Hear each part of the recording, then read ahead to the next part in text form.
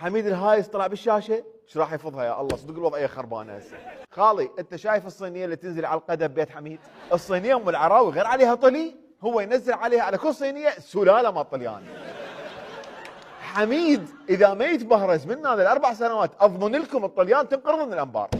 انا لو بيدي انا حميد الهايس على المال اللي بالعراق، حتى هاي مطاعم اللي اشوفهم قاعدين بها مرات افطر قاعد ياكل فلافل مدري شنو، حسدها. ليش؟ والله ما وكلهم الا لحم طليان. والله ودنا والله شلون العراقي ياكل فلافل؟ الله يقبلها. والله يقول لك طاشه بين الطليان اشاعه، بس يسمعون اسم حميد الدقغاره ويطبون بالملاجئ. والله اصلا دا يفكرون يسوون قبه حميديه حتى بس يخلصون من الموضوع. قصص الرعب اللي طاشه غير بمجتمع الطليان صار ليلى وحميد الهايس.